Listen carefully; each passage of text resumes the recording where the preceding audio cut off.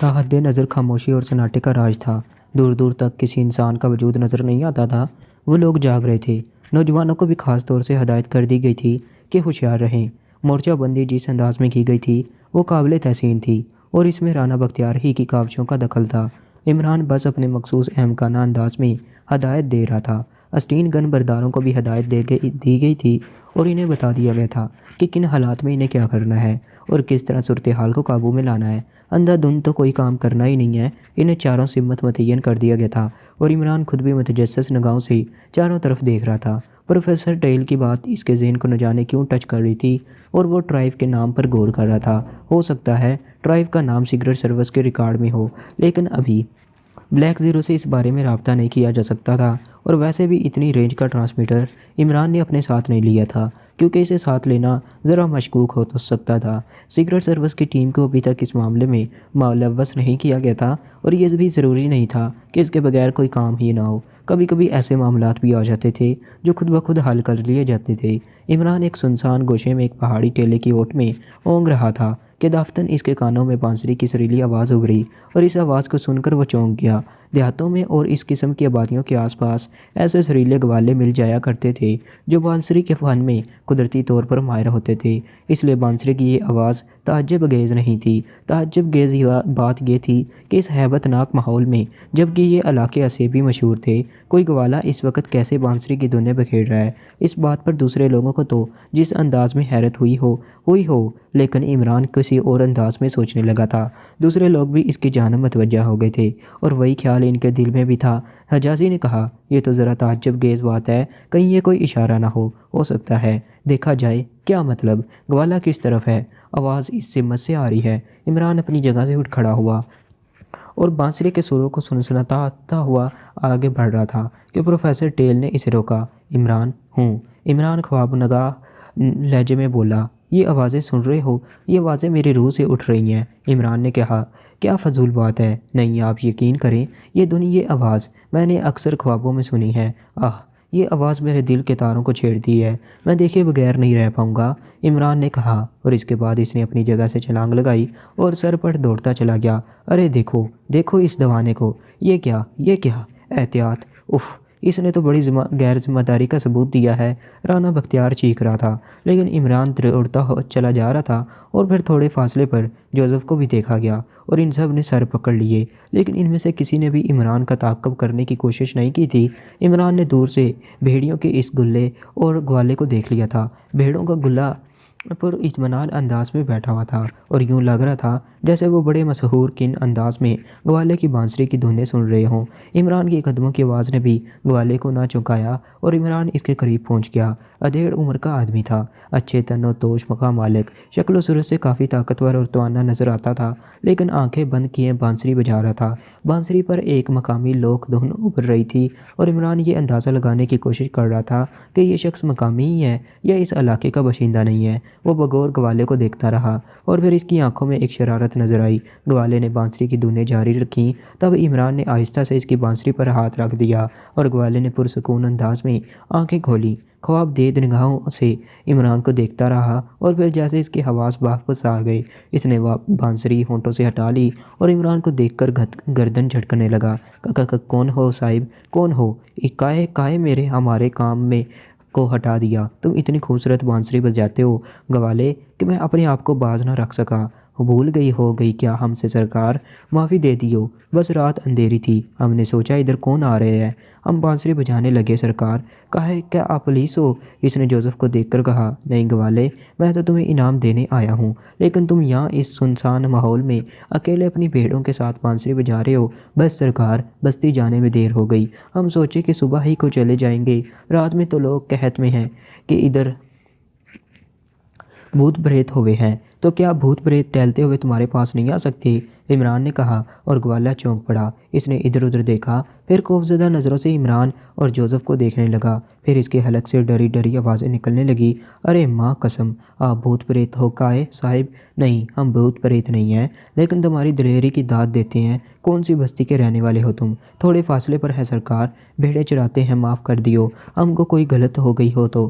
نہیں، تم اپنی بانسری کی دھنیں جاری رکھو، ہمیں افسوس ہے کہ ہم نے تمہارے کام میں مداخلت کی، آؤ، عمران نے کہا اور واپس پلٹ پڑا۔ جوزف اس کے ساتھ ساتھ چل رہا تھا۔ جوزف قدم ملاتا ہوا اس کے قریب پہنچ گیا اور آہستہ سے بولا، باس، مجھے یہ آدمی مشکوک نظر آتا ہے، خاموش رہو۔ عمران آہستہ سے بولا، پھر چند قدم طے کرنے کے بعد کہنے لگا، ان لوگوں کے سامنے کوئی ایسی ویسی بات کرنے کی ضرورت نہیں۔ آپ نے اس کے ہاتھ دیکھے تھے؟ کیا آپ کے خیال میں کسی بھیڑیں چرانے والے کے ہاتھ اور پاؤں اتنے صاف ستھرے ہو سکتے ہیں؟ اور پھر وہ اپنی ہی گفتگو میں بڑی مشکل سے دیہاتی الفاظ شامل کر رہا تھا۔ جوزف نے فلسفیانہ انداز میں کہا، جوزف اتنا ذہین ہونے کی کوشش مت کر، نظر لگ جائے گی۔ عمران نے ڈانٹا، آپ میری بات سے اتفاق کرتے ہیں صاحب؟ جوزف نے خوش ہو کر کہا، تیری بات سے اتفاق نہ کرتا تو شادی نہ کر لیتا، بس اب خاموش ہو جا اور آ جا میرے ساتھ، عمران نے کہا اور ان لوگوں کے قریب پہنچ گیا۔ وہ یہ سب دیکھ کر عمران کا انتظار کر رہے تھے۔ یہ کیا حماقت تھی عمران، کتنا خطرناک قدم اٹھایا تھا تم نے۔ وہ کوئی غلط انسان بھی ہو سکتا تھا۔ کون تھا؟ دیکھا، ایک بیچارہ گوالا بھیڑیں چرانے نکل آیا ہے، بستی واپس اس لیے نہیں گیا کہ راستے میں کہیں کوئی خطرہ پیش نہ آ جائے۔ عجیب بات ہے، خطرہ تو ہر جگہ پیش آ سکتا ہے، رانا بختیار نے کہا اور اس کے بعد خاموشی چھا گئی۔ وہ لوگ گوالے پر کوئی خاص توجہ نہیں دے رہے تھے، لیکن پھر ایک سمت سے ایک اسٹین گھر بردار نے ہلکی سی آواز لگائی اور رانا بختیار کو پکارنے لگا۔ رانا بختیار چونک کر ادھر دیکھنے لگا تھا۔ کیا بات ہے کمال، سر ادھر آئیے جلدی، ہری اپ۔ اسٹین گن بردار کی آواز میں کوئی ایسی بات تھی کہ وہ مصب دبے قدموں میں اس طرف دوڑ گئی، اور پھر وجہ ان کی سمجھ میں آ گئی۔ بہت فاصلے پر تقریباً کوئی 1 فرلانگ دور کالے رنگ کا ایک خیمہ نظر آ رہا تھا، بہت بڑا خیمہ جس میں پردے بھی لٹکے ہوئے تھے، تنابیں بھی کسی ہوئی تھیں اور خیمے جیسی ہر چیز موجود تھی۔ رانا بختیار کے منہ سے آہستہ سے نکلا، بلیک ٹینٹ۔ ابھی یہ جملے اس کے منہ سے ادا بھی نہیں ہوئے پائے تھے کہ اچانک ہی خیمے کا پردہ ہٹا اور سیاہ رنگ کا ایک خونخوار درندہ اس سے نمودار ہوا۔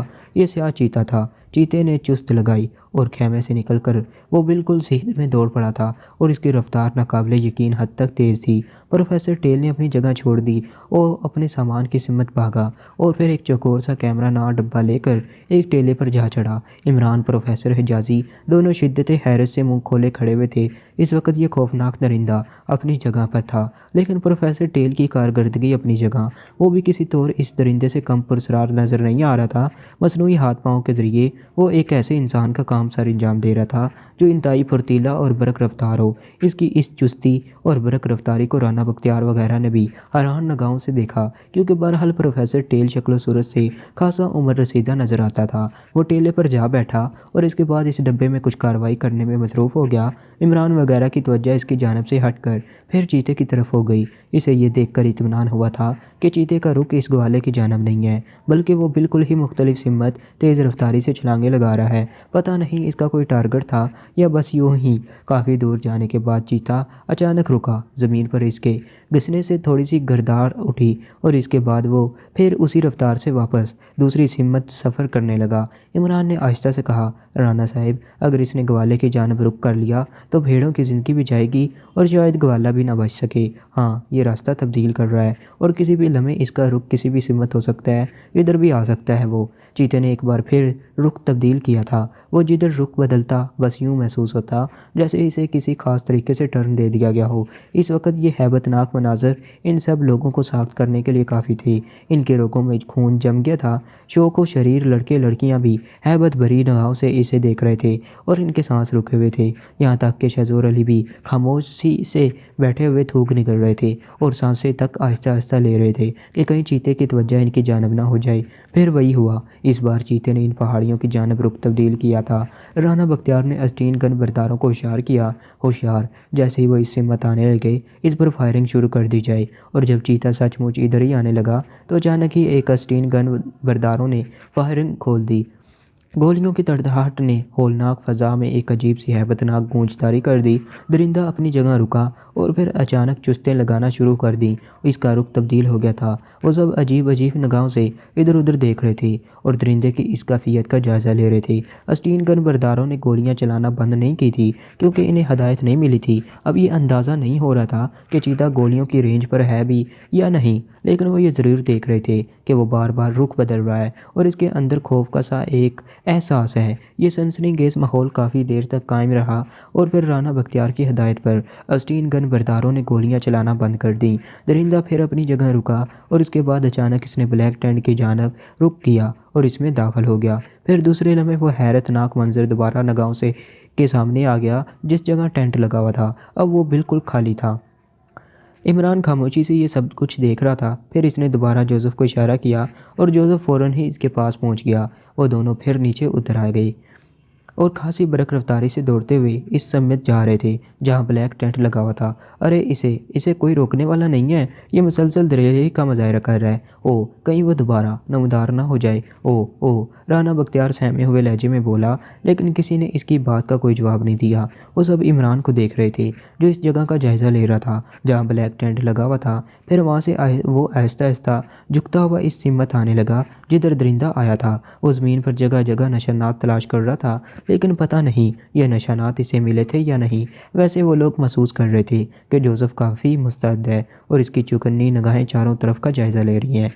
راؤ غضنفر نے اچانک رانا بختیار کے کان کے پاس سرگوشی کی، کیا کہتے ہو اس آدمی کے بارے میں؟ اور رانا بختیار چونک کر راؤ غضنفر کو دیکھنے لگا، پھر بولا، میں سمجھا نہیں، واقعی کوئی معمولی شخصیت نہیں معلوم ہوتی، وہ ہم سب سے زیادہ دلیر ہے۔ کس دلیری سے اس نے 2 دفعہ یہ خطرہ مول لیا ہے؟ راؤ غضنفر نے کہا، لیکن رانا بختیار نے کوئی جواب نہیں دیا اور پھر عمران مایوس سا وہاں پہنچ گیا۔ کیوں، کچھ ملا؟ کچھ نہیں ملا، سب جھوٹ ہے، دادی اماں کی کہانیاں۔ عمران افسوس بھرے انداز میں بولا۔ سب اس کی طرف متوجہ ہو گئے تھے۔ دادی اماں کی کہانیاں تو اور کیا کہتی تھیں کہ جب کالی بلائیں جنگلوں میں گشت کرتی ہیں تو کبھی کبھی وہ اپنے پیچھے پارس پتھر بھی چھوڑ جاتی ہیں۔ پارس پتھر کیسے سمجھتے ہیں نا آپ لوگ؟ وہ پتھر جسے چھونے سے لوہا سونا بن جاتا ہے۔ کیا؟ رانا غضنفر متحرانہ انداز میں آنکھیں پھاڑ کر بولا، ملا ہی نہیں تو تم پارس پتھر تلاش کرنے گئے تھے؟ ورنہ کیا میرا دماغ خراب تھا؟ بس دادی اماں کی کہانیاں جھوٹی ہوا کرتی ہیں۔ اب دیکھیے نا، کہتی تھیں کہ بڑھیا چاند میں چرخہ کاٹتی ہے۔ اب بتائیں کسی کو بڑھیا ملی چاند میں چرخہ کاٹتی ہوئی؟ اور پھر میرا تو 100% یہ خیال تھا کہ اگر کوئی بڑھیا چاند میں چرخہ کاٹتی بھی تھی تو اب تک وہ کب کی مر چکی ہوگی۔ اگر ایسا نہ ہوتا تو نیل آرم اسٹرانگ ایسا آدمی نہیں تھا کہ اسے وہیں چھوڑ آتا۔ سب بکواس ہے، بالکل فضول، عمران نے کہا اور وہ سب اسے آنکھیں پھاڑ پھاڑ کر دیکھنے لگے۔ گوالے نے آنکھیں کھولی اور چاروں طرف دیکھنے لگا۔ ماحول پر مکمل خاموشی اور سنجیدگی کا راج تھا۔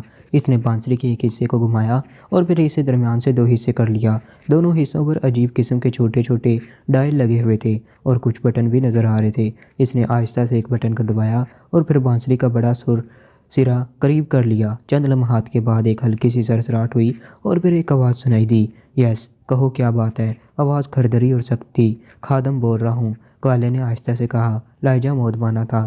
ہاں بولو، میں سن رہا ہوں۔ سر شاید آپ کو ان لوگوں کے بارے میں معلوم ہو گیا ہو۔ ہاں، میں خود تم سے ان کے سلسلے میں معلومات حاصل کرنا چاہتا تھا کہ تمہاری کال آ گئی۔ سر بڑے عجیب و غریب لوگ ہیں۔ ان میں سے 2 آدمیوں کو میں نے خاص طور سے دیکھا ہے۔ ایک سیاہ فام فوجی قسم کا آدمی ہے اور دوسرا ایک نوجوان آدمی۔ وہ لوگ کافی دلیر معلوم ہوتے ہیں۔ میرے پاس بھی آئے تھے اور اس کے بعد جب ہم نے آپریشن کیا تب بھی وہ موجود تھے۔ اور سر انہوں نے آج پھر ٹیلی کیئر پر گولیاں چلائی ہیں۔ میں سارا منظر دیکھ رہا تھا لیکن ٹیلی کیئر کو کوئی نقصان تو نہیں پہنچا؟ نہیں سر۔ تم کہاں ہو؟ پوائنٹ پر ہوں سر۔ اب کیا پروگرام ہے؟ سر آپ کے حکم کا منظر ہے، گوالے نے کہا اور دوسری طرف کچھ دیر کے لیے خاموشی طاری ہو گئی۔ پھر آواز آئی، میں محسوس کر رہا ہوں کہ کام مناسب طریقے سے نہیں ہو رہا ہے سر۔ ہم لوگ ہدایت کے مطابق کام کر رہے ہیں۔ یہاں تو یہ علاقے اسیب زدہ مشہور ہو گئے ہیں، لوگ اس طرف آنے سے گریز کرنے لگے ہیں۔ ان غریب معصوم لوگوں سے کیا فرق پڑتا ہے؟ میں تو چاہتا ہوں یہ آبادیاں خالی ہو جائیں، کوئی اس طرف نہ آئے۔ سر یہ آہستہ آہستہ ہی ہوگا۔ باقی لوگوں کے بارے میں کچھ معلوم ہو سکا؟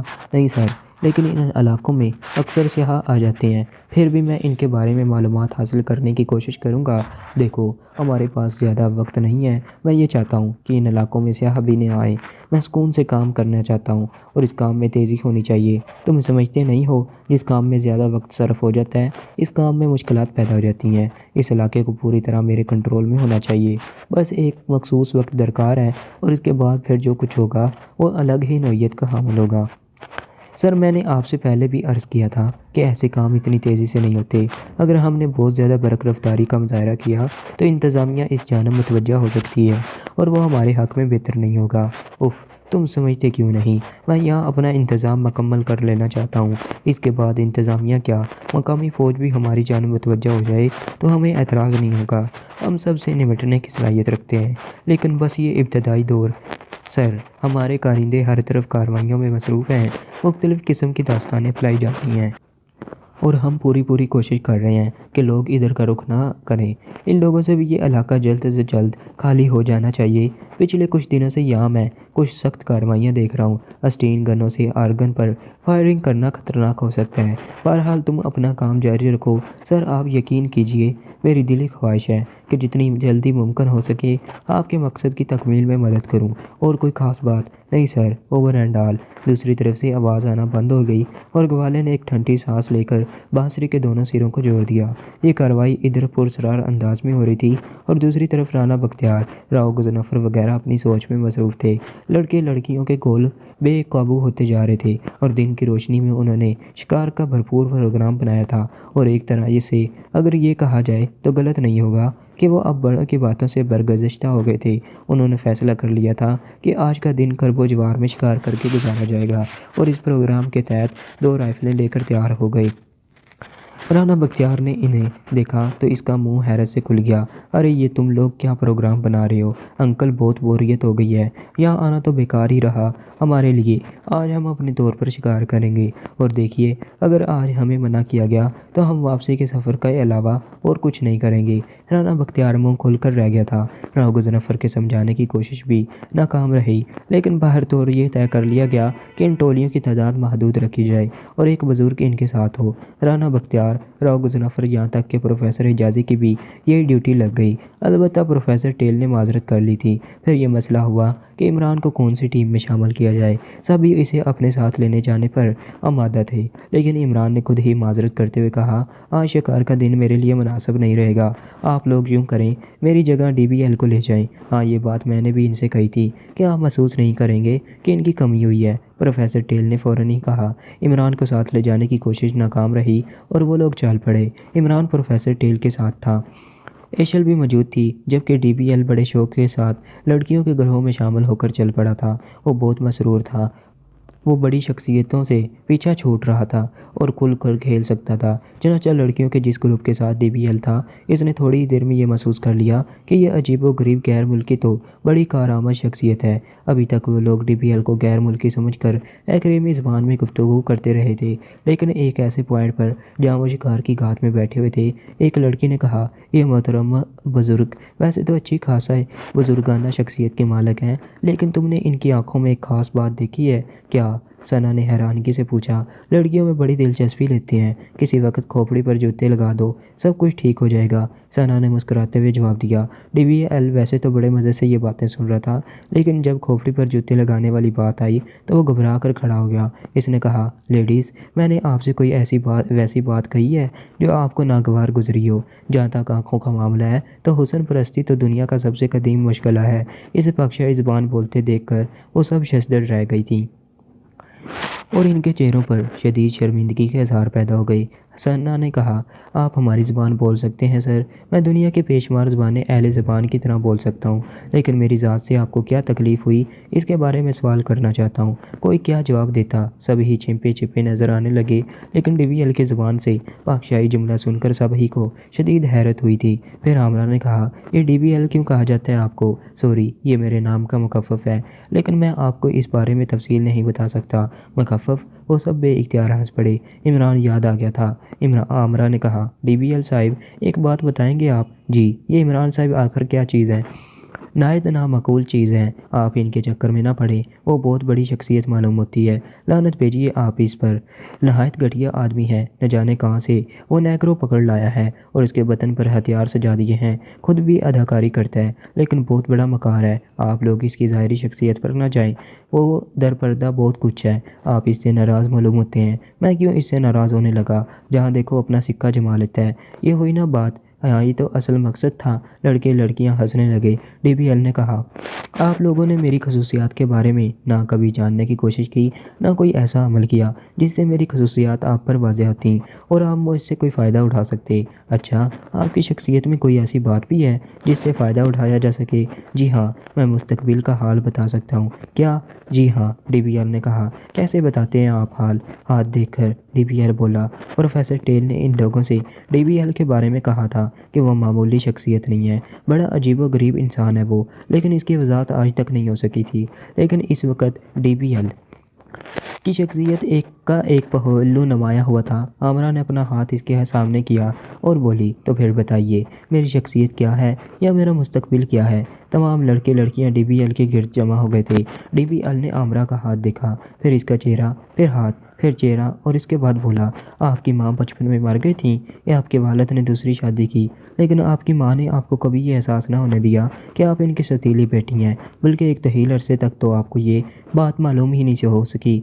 अपने बड़े ताया के बेटे से मोहब्बत करती हैं और आपके दिल में ये ख्याल जागज़ी है कि अगर आपकी शादी इस लड़के से ना हुई तो आप दो काम करेंगी, या तो खुदकुशी कर लेंगी या बगावत करेंगी। आमरा ने एकदम हाथ खींच लिया था। इसका चेहरा एक लम्हे के लिए जर्द पड़ गया था और वो बुरी तरह बदहवास हो गई थी। फिर वो ऐसी बदहवास हुई कि वहाँ से उठकर ही चली गई। डीबीएल हंसकर बोला, और कोई कुछ पूछना चाहता है? आपने जो कुछ कहा था सच कहा था। जाने दीजिए इस बात को, बात ख़त्म हो गई। लाइए आप भी अपना हाथ दिखाइए। एक नौजवान का हाथ खींचकर इसने अपने सामने कर लिया और इसकी तरफ देखता हुआ बोला, आप इंजीनियर बनना चाहते हैं, सिविल इंजीनियर, और वो भी इसलिए कि आपकी महबूबा ने आपसे इसकी फरमाइश की है। महबूबा का नाम बताऊं? क्या फजूल बातें कर रहे हैं आप? नौजवान जलाकर खड़ा हो गया। बहरतौर आप में से जो जब भी चाहे सबके सामने ना सही तो तन्हाई में मेरे पास आकर मुझसे अपने मुस्तकबिल का हाल पूछ सकते हैं। अगर आप वो हजरात मेरी बातों पर से मुतमईन हो तो फिर दोबारा मुझसे रुजू कीजिए। वो सब अजीब सी कैफियत का शिकार हो गए थे। डीबीएल ने दोनों अफराद को जो बातें बताई थीं वो यकीनन बिल्कुल दुरुस्त थीं। बहरहाल इस तरह डीबीएल ने अपना सिक्का जमा लिया था। इधर इमरान एशेल और प्रोफेसर टेल के साथ मौजूद था। प्रोफेसर टेल ने इमरान से कहा, मुझे एक बात का अफसोस है इमरान। किस बात का जनाब? तुम मेरे होनहार शागिर्दों में से थे और मैंने तुम्हारे बारे में लातादाद पेशन गोइयाँ की थी। तुम अपने वतन वापस आ गए और मुझसे राब्ता टूट गया, लेकिन इसके बावजूद मेरे और तुम्हारे दरमियान जो रूहानी रिश्ता है वो नहीं टूटा, और गालबन उसी रिश्ते की बिना पर तुम फ़कीरों की हैसियत से भी मुझे देखकर अपने साथ ले आए थे। आप कहना क्या चाहते हैं प्रोफेसर? तुमने अपनी शख्सियत को मुझसे छिपाए क्यों रखा है? नहीं प्रोफेसर, ऐसी कोई बात नहीं है। असल में मेरे वालिद साहिब किबला मेरे सख्त मुखालफ थे और उन्होंने मेरे रास्ते बंद कर दिए। जब वो रास्ते बंद हो गए तो मैंने अपने तौर पर अपने शौक़ की तकमील के लिए जो कुछ भी किया आज वो इसी शक्ल में मेरे सामने मौजूद है। कभी कभी सरकारी और कभी गैर सरकारी मामलात में टांग अड़ा लिया करता हूँ और अपना शौक़ पूरा कर लेता हूँ। बस ये है मेरी शख्सियत। इस सिलसिले में तुम्हारी क्या राय है? वैसे सैफरा के लिए तुमने जो कुछ किया मैं खलूस दिल से इसका एतराफ़ करता हूँ कि तुम्हारी आला तरीन सलाहियतें मेरे पेशन गोई के मुताबिक हैं। खैर छोड़ो, ये पुरानी बातें हैं। अब इस बारे में तुम क्या कहते हो? प्रोफेसर, आपके सामने ना तो झूठ बोल सकता हूँ ना गैर संजीदा हो सकता हूँ। मैं इन तमाम बातों को बिल्कुल फजूल समझता हूँ। ज़ाहिर है असेब दरिंदे बनकर नहीं नाज़िल होते। कोई ऐसा ही चक्कर है जिसके बारे में हमें बहरहाल बहुत जल्द मालूमात हासिल हो जाएंगी। मैं तुम्हारे सामने कुछ पेश करना चाहता हूँ। क्या? ये देखो, प्रोफेसर टेल ने कहा और तस्वीरों का एक लिफाफा निकालकर इमरान के सामने कर दिया। ये क्या है? वो तस्वीरें जो मैंने अपने ख़ास कैमरे से बनाई हैं। तुम इस कैमरे को पोलारॉइड कैमरा भी कह सकते हो, या फिर एक साइंसी मशीन जिससे कुछ ऐसे काम किए जा सकते हैं जो आम हालात में मुमकिन ना हो। दरअसल मैं तुम्हारे सामने बार बार ट्राइफ नामी एक शख्स का नाम ले रहा था। मुकम्मल नाम अभी तक मुझे याद नहीं आया, लेकिन इसकी एक थ्योरी मेरे इल्म में आई थी और मैंने इस थ्योरी के तहत इसका अमल पर काम किया था। बहुत मामूली सा ख्याल था, लेकिन इतना मुकम्मल साबित हुआ कि मुझे बेहद खुशी है। इमरान ने तस्वीरें देखीं। एक अजीबोगरीब चीज़ थी। एक छोटा सा चकोर बॉक्स जो फ़ज़ा में था। इसके पीछे एक बैकग्राउंड था, दरख्त, जंगल, झाड़ियाँ। इस बॉक्स में 2 बल्ब लगे हुए थे जिनसे रोशनी खारिज हो रही थी। सारी तस्वीरें उसी बॉक्स की थीं, कभी किसी एंगल से कभी किसी एंगल से, लेकिन इमरान इन्हें समझ में नहीं पाया था। इसने बल आकर तमाम तस्वीरें देखने के बाद कहा, ये क्या है प्रोफेसर? वही दरिंदा जो रात को हमला आवर हुआ था। ये? हाँ, मगर इसमें दरिंदा कहाँ है? दरिंदा नहीं है। کیا مطلب؟ یہ تفصیل سے نہیں بتا سکوں گا۔ درندے کی تصویریں بنانے پر صرف یہی تصویر سامنے آئی تھی۔ عمران ایک بار پھر چونک پڑا۔ اس نے ایک تصویر کو اٹھا کر غور سے دیکھا اور پھر اس کی آنکھیں کسی خیال میں ڈوب گئیں۔ وہ آہستہ سے بولا، کمال ہے، حالانکہ میں بالکل نہیں سمجھ سکا۔ میں تھوڑے سے تجربات اور کر لوں، اس کے بعد پھر تم سے تفصیل سے سمجھاؤں گا۔ ان میں سے ایک تصویر میں رکھ لوں؟ رکھنا چاہو تو ساری تصویریں رکھ سکتے ہو، لیکن کیا کرو گے؟ دیں، عمران پر خیال انداز میں بولا، اور پھر دیر تک وہ تصویر دیکھتا رہا۔ پھر ٹھنڈی سانس لے کر وہ تصویر بھی واپس رکھ دی۔ جب کچھ سمجھ میں ہی نہ آئے تو پھر ایک تصویر رکھنے سے کیا فائدہ؟ میں بہت جلد دوسرا تجربہ کر کے تمہیں اس بارے میں مکمل تفصیل بتاؤں گا، اور یقیناً اس سلسلے میں تم کچھ نہ کچھ کام کر سکو گے۔ جی، عمران نے آہستہ سے کہا۔ پروفیسر ٹیل بولا، تم ان لوگوں کے ساتھ کیوں نہیں گئے؟ بس ایسے ہی۔ مس ایشل بھی تو نہیں گئی؟ ایشل نے چونک کر عمران کو دیکھا اور پھر برا سا منہ بنا کر دوسری طرف دیکھنے لگی۔ پروفیسر ٹیل نے کہا، میری رائے ہے کہ تم دونوں بھی ان ٹولیوں میں شریک ہو جاؤ۔ بلا وجہ یہاں بور ہونے سے کیا فائدہ؟ آئیے مس ایشل۔ نو تھینک یو ویری مچ۔ کوئی بات نہیں، آئیے، عمران نے کہا تو ایشل آہستہ آہستہ اس کے ساتھ چل پڑی۔ پروفیسر ٹیل اپنے خیمے میں آرام کرنے کے لیے لیٹ گیا تھا۔ باہر آ کر ایشل نے کہا، جی فرمائیے، کیا حکم ہے؟ آپ الادین کی چراغ ہیں؟ عمران نے سوال کیا۔ کیا مطلب؟ یا پھر چراغ کی جن ہے؟ وہ کہتا ہے نا کہ کیا حکم ہے میرے آقا؟ منہ دھو کر رکھیے عمران صاحب، دھویا تھا۔ میرا مطلب ہے کہ آپ اپنے آپ کو کیا سمجھتے ہیں؟ علی عمران، سنیے نا، میں اتنی عام لڑکی ہوں کہ آپ دوسری لڑکیوں کی طرح مجھ سے فلرٹ کریں؟ میں اچھوں کو درست کر دیتی ہوں۔ اچھا، آپ جوتے مرمت کرتی ہیں؟ کیا فضول بکواس ہے! تو پھر کیا کرتی ہیں آپ؟ آخر کچھ تو منہ سے پھوٹیے۔ میں کہتی ہوں، آپ کو مجھ سے اس قدر بے تکلف ہونے کی اجازت کس نے دی؟ میرے دل نے۔ آپ کے سینے میں دل ہے؟ اللہ کی قسم ہے، دھک دھک دھک کرتا ہے۔ ذرا کان لگا کر سنیے، عمران نے سینہ آگا کرتے ہوئے کہا، اور ایشل تلخ انداز میں مسکرانے لگی۔ پھر بولی، مجھے احساس ہے کہ آپ کس قسم کے آدمی ہیں۔ اس احساس کا شکریہ۔ آپ کبھی مجھے سمجھنے کی کوشش کریں۔ عمران صاحب، سمجھ چکی ہوں آپ کو، تو پھر مجھے بھی سمجھا دیجیے۔ کسی مناسب وقت پر سمجھاؤں گی، اور اس طرح سمجھاؤں گی کہ آپ بھی یاد کریں گے۔ پتہ نہیں یہ لڑکیاں میری دشمن کیوں بن جاتی ہیں، حالانکہ میں سب کی جانب دوستی کا ہاتھ بڑھاتا ہوں، لیکن اور کوئی حکم ہے میرے لیے؟ فرمائیے۔ وہاں سے تو خیر انکل کی وجہ سے خاموشی سے چلی آئی، لیکن میں آپ کو ایک لمحہ برداشت نہیں کر سکتی۔ تب تو بڑی گڑبڑ ہو گئی۔ پھر آئیے ایسا کرتے ہیں کہ انہی لوگوں میں شامل ہو جاتے ہیں، عمران نے کہا۔ چلیے، ایشل بولی، اور عمران اس کے ساتھ چلنے لگا۔ تھوڑا فاصلہ اسی طرح طے کیا۔ کسی ٹولی کی تلاش کر لینا کوئی مشکل کام نہیں تھا۔ کچھ دور چلنے کے بعد عمران بولا، کیا میں سچ مچ شوہر نظر آ رہا ہوں؟ ایشل پھر چونک پڑی۔ کیا نظر آ رہے ہیں؟ شوہر؟ کیا مطلب ہے آپ کا؟ ایسے ہی چال چلنے کی کوشش کر رہا ہوں۔ اب دیکھیے نا، انسان کو تھوڑی بہت مشق تو کرنی ہی چاہیے۔ آخر مستقبل میں مجھے شادی بھی کرنی ہے، کسی نہ کسی سے تو کرنی ہی ہوگی۔ میں چاہتا ہوں کہ پریکٹس پہلے ہی کر لوں۔ بیویوں کے ساتھ چلنے والے شوہر اس طرح چلا کرتے ہیں نا۔ ایشل کو بے اختیار ہنسی آ گئی اور وہ عمران کی طرف دیکھ کر بولی، اللہ آپ کو سمجھے، شکریہ۔ جب لہجے میں یہ نرمی آ جاتی ہے تو اس کا مطلب یہ ہوتا ہے کہ حالات ہموار ہونے لگے ہیں۔ اور پھر تھوڑے فاصلے پر انہیں لڑکے لڑکیوں کی ایک ٹولی نظر آنے لگی۔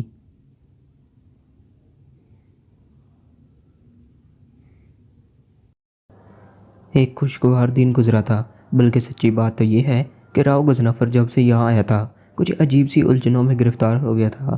جو واقعات پیش آئے تھے وہ رانا بختیار کے لیے بھی اجنبی تھے، اور یہ بات راؤ غضنفر کو بھی معلوم تھی، لیکن بہرحال معاملات ایسے تھے کہ یہ بھی نہیں کہا جا سکتا تھا کہ ان سے گریز کیا جائے۔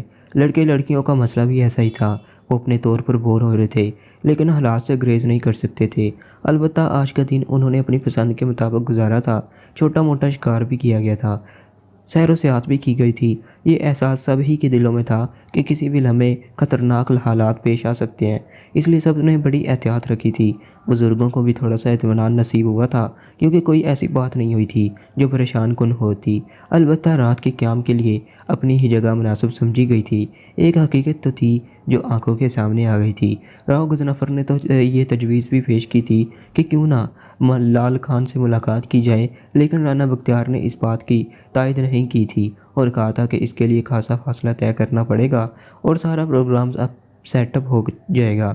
بہرحال رات کو واپسی ہوئی تھی۔ لڑکے لڑکیاں بہت خوش نظر آ رہے تھے، خاص طور سے عمران کی شمولیت نے تو انہیں بے حد سرور کر دیا تھا۔ ادھر عمران اپنے طور پر یہ سوچ رہا تھا کہ اس سلسلے میں کوئی مؤثر قدم اٹھانا اب ناگزیر ہو جائے گا۔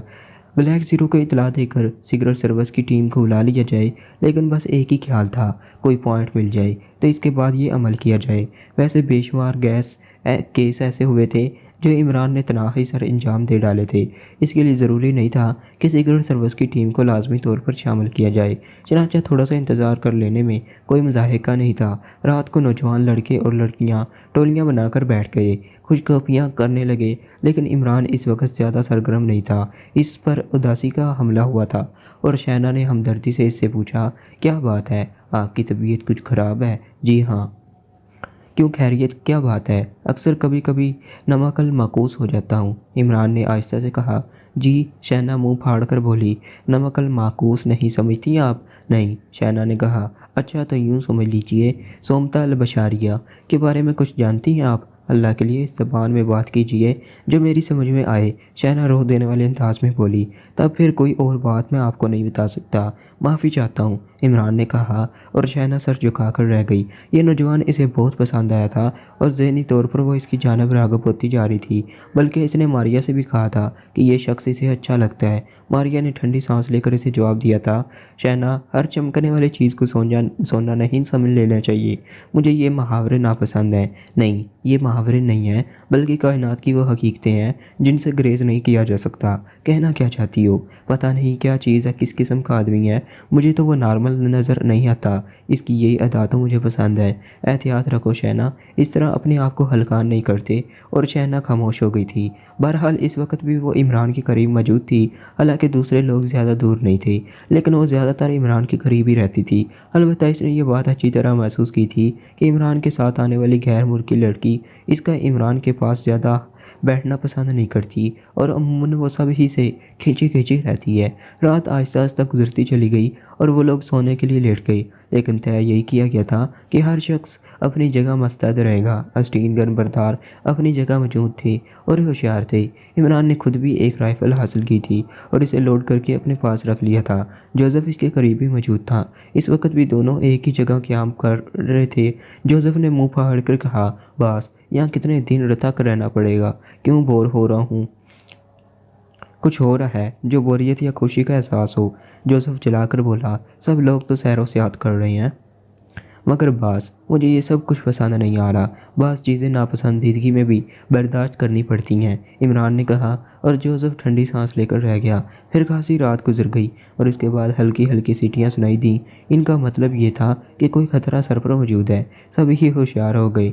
लड़के लड़कियों को तो अब इन मामलात से बहुत ज़्यादा दिलचस्पी नहीं रही थी, लेकिन बाकी तमाम लोग चौकन्ने हो गए और अस्टीन गन बरदार ने बताया कि ब्लैक टेंट नज़र आ रहा है।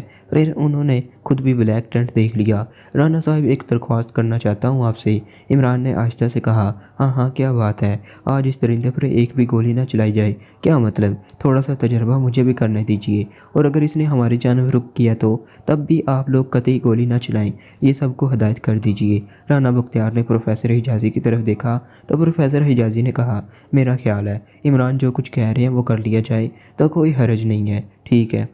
राना बख्तियार ने अस्तीन गन बरदारों को हदायत कर दी। इमरान ने जोसेफ से कहा, ओ शब तार के बच्चे, तू भी सुकून से ही रहना है, होशियार रहना, मैं नीचे उतर रहा हूँ। और फिर इमरान लोगों की निगाहों से ओझल हो गया। राइफल इसके पास मौजूद थी।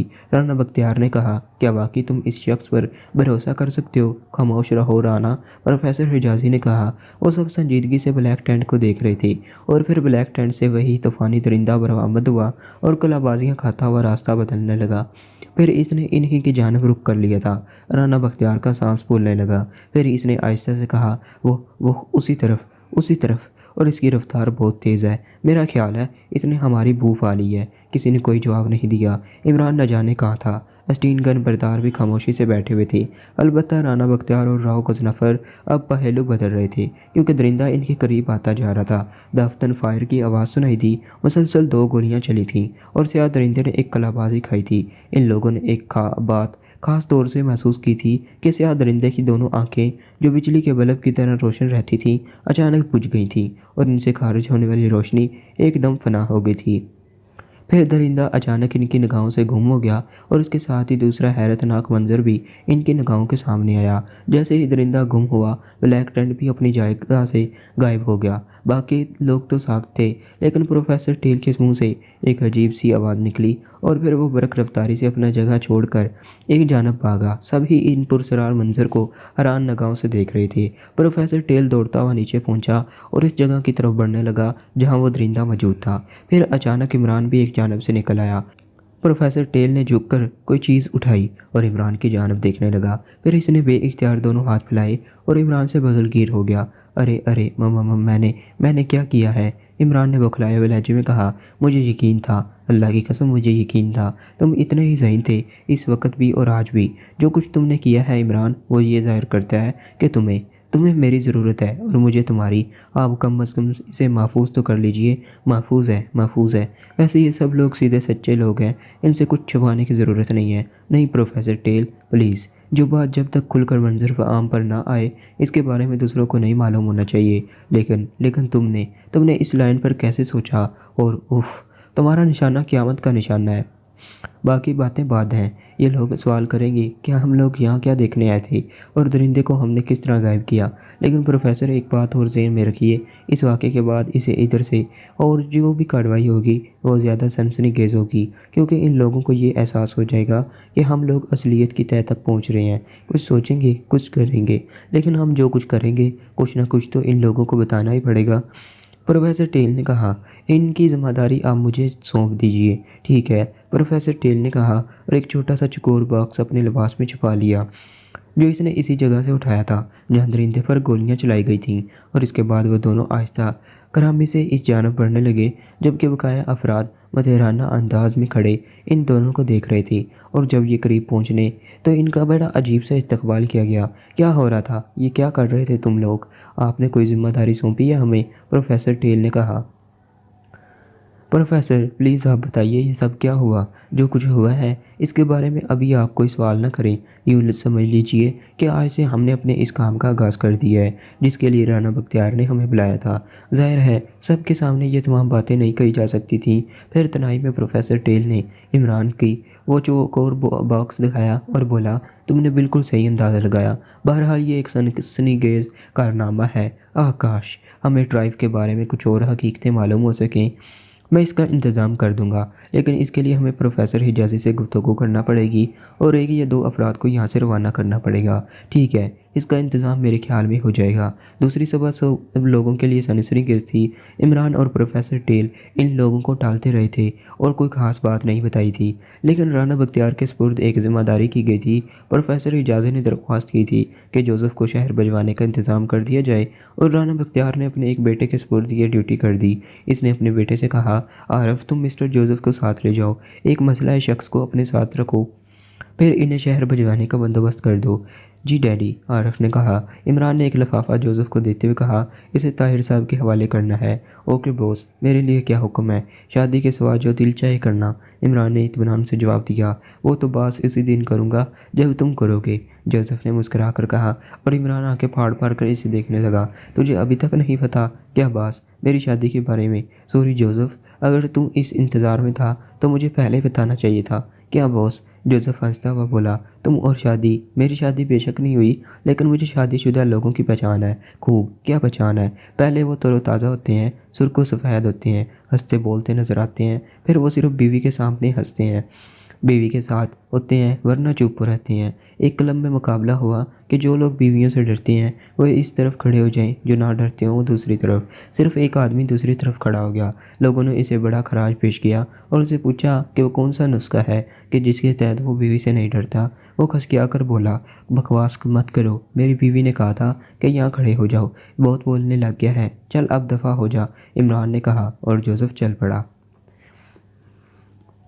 عمران صورتحال کو جس حد تک سمجھ چکا تھا اس کے تحت اس نے جوزف کو تمام تفصیلات سمجھا کر بھیجا تھا اور اسے بتا دیا تھا کہ اسے کیا کرنا ہے۔ پروفیسر حجازی یہ بات اچھی طرح جانتا تھا کہ عمران نے کوئی ایسی بات معلوم کر لی ہے جس سے اسے اس مسئلے کا حل مل جائے گا، ورنہ وہ جوزف کو اس طرح روانہ نہ کرتا۔ اب یہ مشکل کام تھا کہ عمران سے اس کی زبان کھلوائی لی جائے، لیکن پروفیسر ٹیل اس سلسلے میں اپنے دوست حجازی سے پردہ نہیں رکھ سکتا تھا، کیونکہ اس کے اور حجازی کے درمیان بہت گہرے تعلقات قائم ہو گئے تھے۔ اس نے حجازی کو بتایا، عمران دنیا کا ذہین ترین نوجوان ہے، اگر ایک ذرا سا اشارہ اسے ملا اور اس نے کمال کر دکھایا، مجھے تو کچھ معلوم ہی نہیں ہے۔ حجازی نے کہا، میں بتاتا ہوں ڈیئر حجازی، بہت عرصے پہلے ایک ایسا فارمولہ میرے علم میں آیا تھا جس سے متعلق کوئی اہم بات تو سامنے نہیں آئی تھی، لیکن کچھ اشارے ایسے ملے تھے جس سے یہ احساس ہوتا تھا کہ یہاں جو کچھ ہو رہا ہے ممکن ہے اس فارمولے کے تحت ہو۔ اس سلسلے میں ایک سائنسدان کا نام میرے علم میں آیا تھا، لیکن بات اتنی پرانی ہے کہ مجھے صرف ٹرائف یاد رہ گیا۔ ٹرائف ایک جرمن باشندہ تھا جو ہٹلر ہی کے زمانے میں اپنے کاموں میں مصروف تھا۔ بات کا تو مجھے کچھ پتہ نہیں چل سکا، لیکن پھر یہ نام گم ہو گیا۔ میں نے عمران کو صرف اشارہ دیا تھا اور عمران نے وہ کر دکھایا جو یقین کرو ناقابل یقین ہے۔ پوچھ سکتا ہوں کہ کیا؟ ہاں، جیسا کہ ہم نے زمین پر دیکھا کہ درندے کے قدموں کے نشانات نہیں بنتے، اور ہم نے یہ بھی دیکھا کہ گولیوں کی تڑتڑاہٹ اسے خوفزدہ کر دیتی ہے۔ اس سے ایک احساس ہمارے ذہن میں پیدا ہوا کہ یہ درندہ جسمانی طور پر کچھ نہیں ہے، کوئی ایسی چیز جو قاتل بے شک ہے لیکن کوئی ٹھوس وجود نہیں رکھتی۔ البتہ یہ بات ذرا حیرت ناک تھی کہ ٹھوس وجود نہ رکھنے کے باوجود وہ انسانی زندگیوں کو ختم کیسے کر دیتی ہے۔ پھر ہمیں اس کی آنکھوں کا خیال آیا۔ وہ آنکھیں غیر معمولی تھیں۔ بس اتنا ہی اشارہ دیا تھا میں نے عمران کو، اور عمران نے راحت کو وہ کارنامہ کر دکھایا۔ تم یقین نہیں کر سکو گے پروفیسر حجازی کہ وہ ایک انوکھی چیز تھی۔ اس پورے وجود میں ایک کیمرہ نما مشین ہے جو سارا کام کرتی ہے۔ وہ مشین آنکھوں کی جگہ لگائی گئی ہے، اور اس کا بقایا جسم صرف اس مشین سے خارج ہونے والی شعاؤں کا نتیجہ ہے۔ میں بھی اسی تھیوری کو مکمل طور پر تمہارے سامنے پیش نہیں کر سکتا، البتہ وہ کیمرہ ہمارے ہاتھ لگ گیا ہے۔ رات کو عمران نے آنکھوں کا نشانہ بنایا تھا اور کامیابی سے اس درندے کو ختم کر دیا تھا۔ کیمرہ اسی جگہ پڑا رہ گیا اور عمران نے اسے اٹھا لایا۔ میں تمہیں دکھاتا ہوں۔ پروفیسر ٹیل نے سیاہ رنگ کا ایک چھوٹا سا چکور باکس جس کے نچلے سرے پر دات تار لگے ہوئے تھے اور سامنے کے حصے پر وہ ٹوٹے ہوئے بلب لگے ہوئے تھے جو اصل میں لینس تھے، پروفیسر حجازی کے سامنے کرتے ہوئے تفصیل سے کہا۔ پروفیسر حجازی چونکہ خود بھی سائنسدان تھا، وہ اسے سمجھنے کی کوشش کرنے لگا۔ تو پروفیسر ٹیل نے کہا، یہ ذرا مختلف کام ہے، ہم اسے بعد میں دیکھیں گے۔ مطلب صرف یہ ہے کہ عمران نے ساری صورتحال کا پتہ لگا لیا۔ مجھے یقین تھا جوزف کو واپس بھیجا معمولی بات نہیں ہے، اب سرکاری طور پر کوئی کارروائی ہوگی۔ بھائی کمال ہے، اتنا اندازہ نکلے گا میرا مجھے یقین نہیں تھا۔ حجازی اور پروفیسر ٹیل بہت دیر تک باتیں کرتے رہے، اور پھر دوسرا دن بھی اپنی ان تفریحات کے دوران گزر گیا۔ رات کو ذرا ہوشیار رہا جاتا تھا، اس لیے کہ رات ہوتے ہی ان لوگوں نے اپنا مورچہ بندی کر لی۔ جگہ بڑی مناسب مل گئی تھی اور یہاں سے وہ سب کچھ کر سکتے تھے۔ پھر چاند نکلا ہی تھا کہ بانسری کی دھنیں فضا میں ابھری۔ بانسری کی آواز سن کر عمران چونکا اور پھر اپنی جگہ سے اٹھ گیا۔ اس وقت بھی وہ دو نوجوانوں کے درمیان تھا اور شاہ زور علی اپنی بہادری کی داستانیں سنا رہا تھا۔ عمران خواب نگاہ انداز میں کھڑا ہو گیا۔ یوں خیریت؟ بانسری کی یہ دھنیں مجھے نہ جانے کیوں اپنی جانب کھینچتی ہیں۔ تم تو مرد ہو یار، ان چکروں میں کہاں پڑ رہے ہو؟ کسی نوجوان نے کہا، لیکن عمران آہستہ آہستہ ٹہلتا ہوا اس جانب چل پڑا۔ آج بھی کسی نے اسے روکنے کی کوشش نہیں کی تھی اور نہ ہی اس کا تعاقب کیا گیا تھا۔ کچھ نوجوانوں نے اٹھنا بھی چاہا تھا، لیکن پروفیسر حجازی نے روک دیا۔ عمران آگے بڑھتا رہا۔ کافی فاصلے پر اس نے اسی گوالے کو دیکھا جو مست ہو کر بانسری بجا رہا تھا۔ عمران اس کے قریب پہنچ کر اس کے سامنے بیٹھ گیا۔ گوالا ایک حسین دھن بجاتا رہا، پھر وہ اپنی دھن سے فارغ ہوا تو اس نے عمران کی جانب دیکھا اور پھر آہستہ سے بولا، تم پھر آ گئے؟ تم بانسری ہی اتنی خوبصورت بجاتے ہو، کوئی اور نہیں متاثر ہوتا تمہاری طرح؟ نہیں، تمہاری بانسری سے بہت دلچسپی ہے۔ ہاں تو پھر لو، یہ بانسری میں تمہیں سونپتا ہوں۔ اس نے بانسری کا رخ عمران کی جانب کیا۔ کوئی دوسرا تصور بھی نہیں کر سکتا تھا کہ دوران گفتگو کوئی ایسی بات ہو سکتی ہے، اور پھر ایک معصوم سا گوالا، لیکن وہ عمران تھا، ایک لمحے چکنا رہنے کا عادی۔ گوالے نے بڑی سادگی سے بانسری کے سوراخ کا رخ عمران کی جانب کیا تھا۔ دوسرے لمحے بانسری کے سوراخ سے سفید رنگ کا ایک غبار نکلا جس نے عمران کے چہرے کو اپنی لپیٹ میں لے لیا۔ یہ دوسری بات ہے کہ بانسری کا رخ اس طرف ہوتے ہی عمران نے فوراً سانس بند کر لیا تھا۔ وہ سانس بند کرنے کا ماہر تھا اور کافی دیر تک سانس روک سکتا تھا۔ سفید رنگ کے غبار نے اس کے چہرے کو لپیٹ میں لے لیا تھا اور عمران سانس روک کے پھٹی پھٹی آنکھوں سے اس غبار کو دیکھ رہا تھا۔ اس نے ہونٹ بھی مضبوطی سے بند کر لیے تھے۔ پھر رفتہ رفتہ وہ جھومنے لگا اور اس کے بعد وہ سدھ ہو کر زمین پر اوندا لیٹ گیا۔ گوالا جلدی سے کھڑا ہو گیا تھا۔ وہ کافی تنومند آدمی تھا۔ اس نے ادھر ادھر دیکھا اور پھر تیزی سے جھک کر عمران کو اپنے شانوں پر اٹھا لیا۔ عمران اس کی جسامت تو پہلے ہی دیکھ چکا تھا، ہاتھ پیروں کی قوت کا بھی اس نے اندازہ لگا لیا تھا۔ گوالا جس تیزی سے اسے لے کر دوڑ رہا تھا، اس پر عمران کو حیرت ہو رہی تھی، لیکن اس کے دونوں ہاتھ جڑ رہے تھے اور اس نے پورا بدن بے سدھ چھوڑ دیا تھا۔ البتہ وہ اب آہستہ آہستہ सांस ले रहा था। गुबार के असरात इसके बावजूद थोड़े असर अंदाज हुए थे और इसे अपनी आंखों में जलन सी महसूस हो रही थी।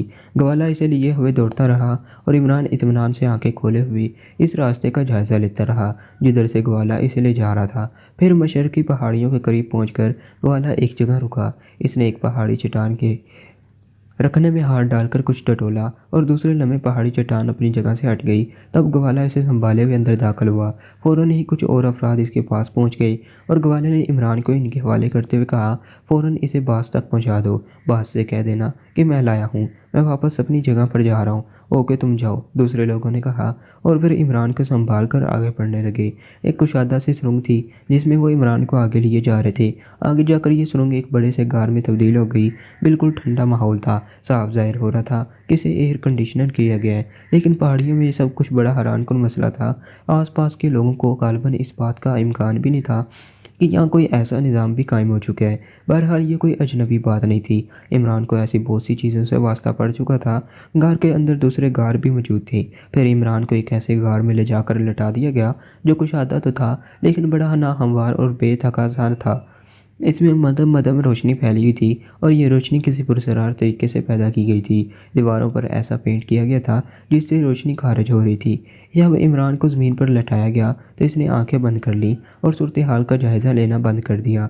वो लोग इसे लटाकर बाहर निकल गए तो इमरान ने आंखें खोलकर इस माहौल को देखा। गार काफ़ी बड़ा था लेकिन इसे अजीबोगरीब शक्ल दी गई थी। जगह जगह झाड़ियाँ उगाई गई थीं जो मसनूई थीं। इन झाड़ियों में गहरे मोटे जाले लगे हुए थे। इन जालों में मकड़ियाँ भी नजर आ रही थीं। कहीं कहीं चमगादड़ें भी चिपकी हुई थीं और माहौल बेहद भयानक लग रहा था। लेकिन ये सब बिल्कुल मसनूई था। इमरान हैरानी से इसका जायज़ा लेने लगा। क्या मकसद है इन लोगों का, क्या चाहते हैं, ये जानना उसी तरह मुमकिन था कि खामोशी इख्तियार की जाए। तकरीबन 1 घंटा वो इसी तरह लेटा रहा और इसके बाद उठकर बैठ गया। अगर इन लोगों को ये ख्याल हो कि बेहोशी कितनी तवील हो सकती है तो अब इन्हें यकीन आ गया होगा कि इसे होश आ गया है। इमरान मुंह से डरी डरी आवाज़ें निकालने लगा और इसका नतीजा इमरान की तवक्को के मुताबिक हुआ।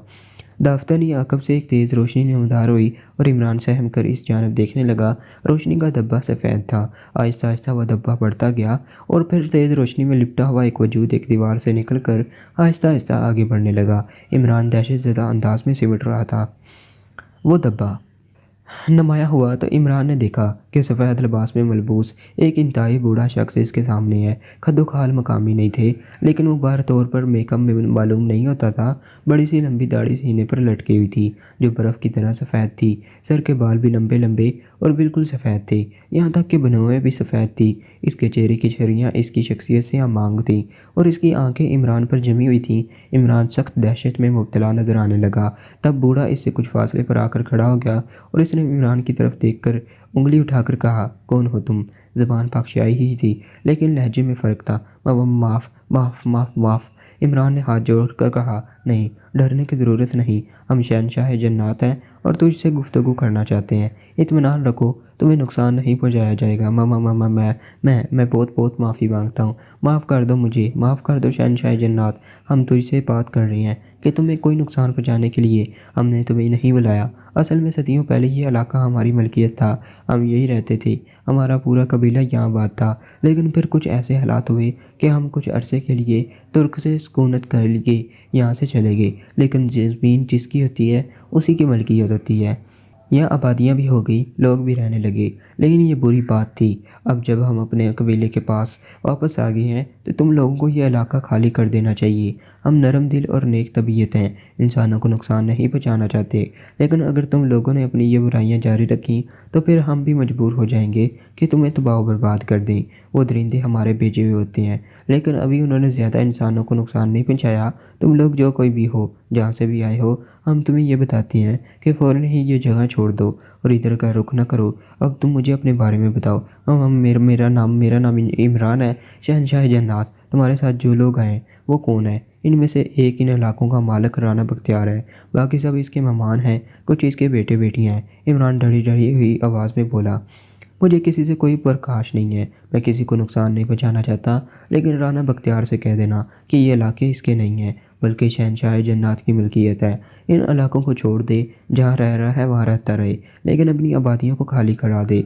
अगर ऐसा ना हुआ تو پھر اس کے لیے اور یہاں کے رہنے والوں کے لیے خوفناک تباہی کے سوا اور کچھ نہیں ہے۔ ان درندوں پر گولیاں چلائی جاتی ہیں، جبکہ تم نے دیکھا ہوگا کہ وہ گولیاں ان پر اثر نہیں کرتی، سمجھے؟ اس کے بعد اگر ان درندوں پر گولیاں چلائی گئیں تو یہ گولیاں واپس پلٹ کر انہی لوگوں کو جا لگیں گی جنہوں نے یہ گولیاں چلائی ہوں گی۔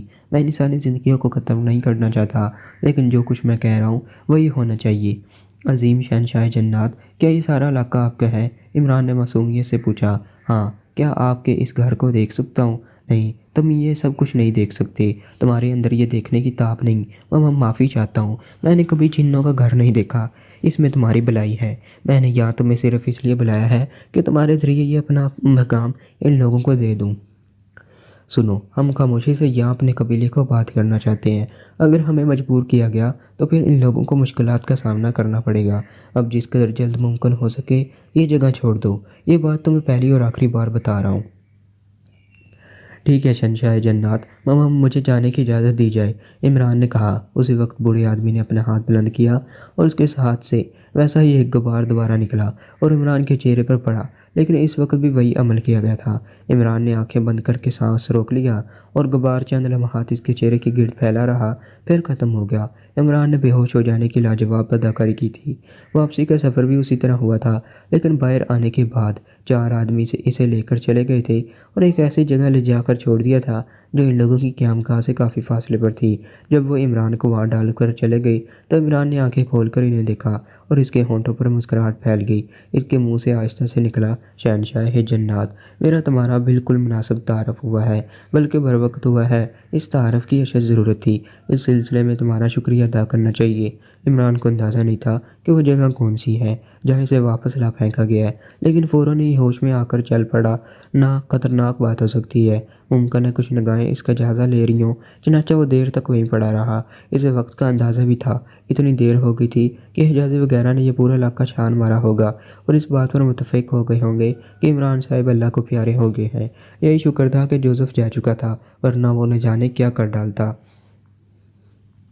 ویسے اسے خوشی تھی کہ اس سلسلے میں صورتحال کا اندازہ لگا کر اس نے بلیک زیرو اور سر سلطان سے جو مدد طلب کی ہے وہ بالکل مناسب ہے۔ یہ تو ایک انسانی عمل تھا کہ اس شہنشاہ جنات میں نے مہربانی سے کام لے کر اسے خود اپنا گھر دکھا دیا تھا۔ بس اتنا سا افسوس ضرور تھا کہ اس نے شیخی میں آ کر اپنی کارکردگی کی تفصیل نہیں بتائی تھی، ورنہ کام اور آسان ہو جاتا۔ بہرحال یہ بھی غنیمت ہوا، اور پھر یہی سوچتے ہوئے کچھ دیر انتظار کے بعد وہ اپنی جگہ سے اٹھا، لباس جاڑا اور سمت کا اندازہ کر کے اپنے ساتھیوں کی طرف چل پڑا۔ رانا بختیار تو پہلے بھی تشویش کا اظہار کرتا رہا تھا۔ اتنے مخدوش حالات میں عمران کا اس طرح دوسروں سے علیحدہ ہو جانا اصولی طور پر غلط تھا، لیکن رانا بختیار ہی کیا، پروفیسر ٹیل اور حجازی کے علاوہ بھی کوئی عمران کی شخصیت سے واقف نہیں تھا، اس لیے کوئی بھی کھل کر نہیں بولتا تھا، ورنہ رانا بختیار بس اپنی ذمہ داری نبھا رہا تھا۔ راؤ غضنفر باہر سے آیا ہوا تھا اور یہ حالات اتفاقی طور پر پیش آ گئے تھے۔ رانا بختیار کسی بزدلی کا مظاہرہ نہیں کر سکتا تھا، کیونکہ اسے شرمندگی ہوتی۔ دل یہی چاہتا تھا کہ واپس چلا جائے، سیدھے معاملہ پولیس کے حوالے کر دے، حکومت جانے اور اس کا کام، بس اتنا ہی کیا جا سکتا تھا۔ اپنی آبادیوں کے بارے میں کہ پولیس کی مدد حاصل کر لیتا، لیکن واقعات کچھ اس طرح بن گئے تھے کہ رانا بختیار کو ان میں الجھنا پڑا تھا، اور پھر چونکہ حالات کچھ ایسے تھے کہ اس کی دلچسپی بھی اس میں شامل ہو گئی تھی، اس لیے پروفیسر حجازی کو اطلاع دی تھی، لیکن اب وہ محسوس کر رہا تھا کہ یہاں زیادہ دیر رک کر وہ اپنے بچوں کی زندگیوں کا خطرہ مول لے رہا ہے۔ جس طرح لال خان کا بیٹا درندے کا شکار ہو گیا تھا، ویسے پروفیسر حجازی اور اس کے ساتھیوں نے یہاں آنے کے بعد درندے کو ایک بار ناکامی سے دوچار کیا تھا، لیکن اس سے کیا فرق پڑتا ہے، کوئی ایک درندہ تو ہے نہیں، جیسا کہ نمبردار وغیرہ سے علم میں آیا تھا۔ عمران اس وقت بھی چلا گیا تھا اور سب کے ہی ذہنوں میں تشویش تھی، کوئی اور اس لیے ہمت نہیں کر پا رہا تھا کہ زندگی کا خطرہ تھا۔ نوجوان بے شک پرجوش تھے، لیکن صورتحال سے وہ بھی خوفزدہ تھے۔ سامنے موجود کسی قوت سے جسمانی طور پر مقابلہ کیا جا سکتا ہے، لیکن ایسی پراسرار قوتوں سے جو سمجھ میں ہی نہ آئے کون مقابلہ کر سکتا ہے۔ رفتہ رفتہ خاموشی چھاتی گئی۔ وہ لوگ عمران کی واپسی کے منتظر تھے، لیکن جب کافی دیر گزر گئی اور کوئی نشان نہ ملا تو راؤ غضنفر نے ہی تشویش بھرے لہجے میں کہا، وہ واپس نہیں آیا؟ ہاں، اور آپ لوگ بڑے پرسکون بیٹھے ہوئے ہیں، کیا کریں پھر؟ پروفیسر حجازی ہی فیصلہ کر سکتے ہیں کہ وہ کہاں گیا اور اس کے واپسی کے کیا امکانات ہیں۔ رانا بختیار کے لہجے میں کسی قدر تلخی پیدا ہو گئی۔ حجازی بھی کوئی بہت بڑی بات نہیں کہہ سکتا تھا، عمران بھی آخری انسان ہی ہے، چوک ہو سکتی ہے اس سے، اب ضرورت سے زیادہ اعتماد تو حماقت ہوتا ہے۔ تقریباً 1 گھنٹہ گزر گیا تو راؤ غضنفر نے کہا، کمال کر رہے ہیں آپ لوگ، اس کی خبر نہیں لیں گے؟ ہاں میرا خیال ہے اب اسے دیکھنا چاہیے۔ اور پھر سب لوگ عمران کی تلاش کے سلسلے میں نکل پڑے۔ اسٹین گن برداروں کو بھی ساتھ لے لیا گیا تھا اور وہ چکنے چل رہے تھے۔ پروفیسر ٹیل، ٹی بی ایل سب ہی ساتھ تھے۔ اندازے کے مطابق وہ اس جگہ پہنچ گئے جہاں سے بانسری کی آواز ابھر رہی تھی، لیکن وہاں کسی انسانی وجود کا نام و نشان نہیں ملا تھا۔ پھر دور دور تک تلاشی لی جانے لگی اور اس کے بعد ان کے دلوں میں وحشت پیدا ہو گئی۔ پروفیسر حجازی اور پروفیسر ٹیل بھی اب پریشان نظر آنے لگے۔ آخر عمران کہاں چلا گیا؟ دور دور تک کے علاقے نگاہوں کے سامنے تھے اور کوئی نشان نہیں مل رہا تھا۔ یہ بڑی تعجب خیز بات تھی۔ راؤ غضنفر ہونٹ پھینچ کر بولا، بہرحال آپ لوگوں کا اپنا ایک انداز ہے، لیکن میں بنیادی طور پر اس کے عمل سے اتفاق نہیں کرتا تھا۔ میرا خیال ہے اسے کوئی حادثہ پیش آ گیا ہے۔ نہیں، حجازی کے منہ سے بے اختیار نکلا، آپ نے اس کی تنہا ذات پر بہت بھروسہ کر لیا تھا حجازی صاحب۔ بہرحال اخلاقی طور پر میں اس کے لیے پریشان ہوں، لیکن ذمہ داری آپ کی ہے۔ کہاں جا سکتا ہے وہ؟ آسمان تو پرواز نہیں کر گیا، میرے خیال میں انسان ہی ہے، راؤ غضنفر نے تلخ لہجے میں کہا۔ نوجوان بہت پرجوش ہو گئے تھے۔ عمران کی شخصیت ان سب کے لیے ہی دلچسپ تھی اور وہ اس کے ساتھ بہت ہی لطف محسوس کرتے رہے تھے۔ انہیں ایک طرح سے انسیت ہو گئی تھی اس سے۔ اس جیسی شخصیت کے ساتھ کسی حادثے کے تصور نے انہیں پریشان کر دیا تھا۔ کئی گھنٹے گزر گئے کہ اچانک ان میں سے کسی نے ایک انسانی سائے کو محسوس کیا اور پھر وہ چیخ پڑا، وہ دیکھو، وہ کون ہے، وہ کون ہے؟ سبھی اس آواز پر جانب متوجہ ہو گئے۔ آنے والا آہستہ آہستہ آگے بڑھتا ہوا چلا آ رہا تھا اور تھوڑی دیر کے بعد نوجوان بے قابو ہو گئے اور خوشی سے اچھل کر دوڑے اور تھوڑی دیر کے بعد عمران کے قریب پہنچ گئے۔ عمران خوش و خرم نظر آ رہا تھا، اس کے ہونٹوں پر مسکراہٹ تھی۔ وہ اس کو ٹٹولنے لگے تو عمران نے کہا، اے گدگدیاں ہو رہی ہیں، یہ کیا کر رہے ہو تم زخمی تو نہیں ہو؟ پتہ نہیں، ارے تمہارے کوئی زخم تو نہیں آیا؟ لگ تو رہا ہے، فیصلہ کر کے بتاؤں گا، عمران نے کہا۔ بہرحال وہ لوگ عمران کو لے کر واپس پہاڑیوں میں آ گئے تھے۔ پروفیسر ٹیل کڑی نگاہوں سے عمران کو دیکھ رہا تھا اور پروفیسر حجازی کے ہونٹوں پر مسکراہٹ تھی۔ کہاں چلے گئے تھے آپ مسٹر عمران؟